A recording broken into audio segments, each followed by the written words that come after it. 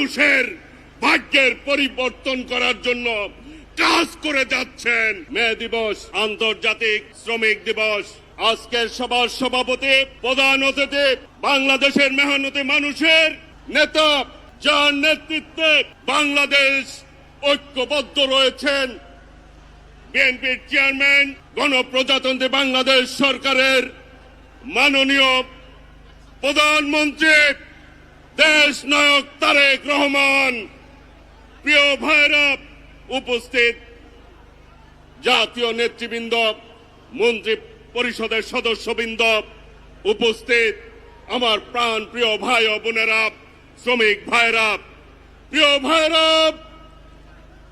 বাংলাদেশের মানুষের কাছে এই মুহূর্তে সবচাইতে জনপ্রিয় নেতাকে দেশ নায়ক তারেক রহমান, যিনি মানুষের ভাগ্য উন্নয়নের জন্য রাত দিন পরিশ্রম করে যাচ্ছেন, মানুষের ভাগ্যের পরিবর্তন করার জন্য কাজ করে যাচ্ছেন।